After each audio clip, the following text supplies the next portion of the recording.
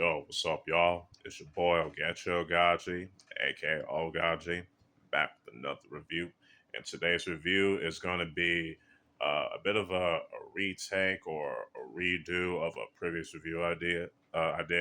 It's going to be on the South Korean action film War of the Arrows. Yep, that's right, War of the Arrows from 2011. So yeah, let's talk about the plot in the back of this DVD. Eh, Excuse me, a lavish epic, Los Angeles Times. I don't know why I read this top up. Anyway, let's get into it. Two dynasties at war, two men on a mission, revenge, redemption, and a story of family combines with high-powered action to make War of the Arrows the highest-grossing epic in Korean cinema. In 1623, the 15th year of King Gwanghaegon's reign, the king's loyal servant and legendary archer, General Choi Pyongyang, is framed for treason and executed. His entire household meets the same tragic fate, but his young son and daughter, Nam Yi and Ja In, escape to the home of their father's longtime friend. The brother and sister take refuge under Kim's wing and are raised as his own. 13 years pass, and Qing China carries out a brutal invasion against Joseon and what will later be known as the Second Manchu Invasion of Korea.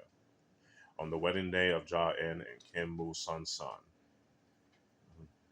Qing troops led by Commander Jo Sinta attack, taking the villagers as prisoners, including Ja-in. When Nam Yi returns home after getting injured in battle, he finds his guardian murdered and his sister taken away by the Qing men. Nam Yi chases after the troop in a desperate attempt to save his sister.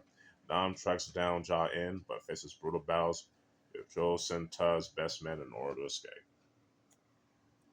All right, let's talk about the story and the characters in this movie. And I apologize for the pauses and all that type of shit. You know what I'm saying? It's been a minute, but anyway, back to what I was saying. Story and characters. I definitely like the story in this movie, especially when it comes, with Korean history, especially with the whole thing with between the Joseon dynasty Korea and like the Manchu ruled Qing dynasty China. I think it's very interesting. It's very interesting.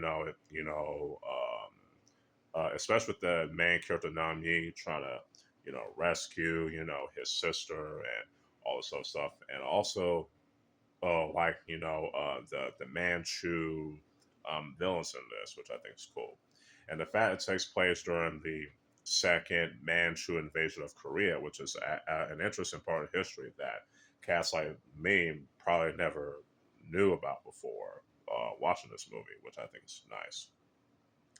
Yeah, I think, I don't want to give too much away because I don't want to spoil it. I want y'all to watch this movie for yourself. So, to me, the story and characters definitely get a 5 out of 5, in my opinion. Let's talk about the action in this. The action is also pretty cool, and I also like the cinematography in this film as well. What really impressed me the most about the action is the use of archery, not only from the main character Nam Yi, as well as the Qing troops using archery and all those other weapons and whatnot, which I think is pretty cool. You know what I'm saying? I definitely dig that. This film, and I also like how the film was filmed and shot, especially in these beautiful, locations and things like that. I also like the fact that that the atmosphere of the action and as well as the cinematography in this, and the use of of archery as a weapon and all that, I think is pretty cool. I think it's pretty dope, especially in like ancient times and things like that. So yeah, the action as well as the cinematography gets I think a 4.5 out of 5 for each. You know what I'm saying? No, I take it back. I think the action gets a 5 out of 5 and the cinematography gets a 4.5 out of 5. I'm sorry. Let's talk about the acting. The acting in this film is actually pretty cool. I like, especially the case of what really intrigues me the most is how, the Koreans are speaking in their native language, and and the Qing troops, specifically, the Manchus were speaking their native Manchu language, which I think is pretty cool. I think it's very nice to see, the Manchu people speaking their native language in this film. Then, because this is something I don't know if we ever heard, the Manchu speaking their native tongue in the film, especially in an East Asian film before. You know what I'm saying? Especially when you look back in a lot of martial arts action films in Hong Kong and in Taiwan, mainland China. It's mostly like with Cantonese and Mandarin for both the Han Chinese and the Manchu people. So, which I think it's a pretty good breath of fresh air in my opinion. You know what I'm saying? Now, so yeah, so I definitely like the actor, the person that played the main character of Nam Yi. So to me, he's pretty solid with his acting. So yeah, the acting definitely gets a 5 out of 5. Let's talk about the music. Yeah, I also think the music's pretty cool. You know what I'm saying? It makes it,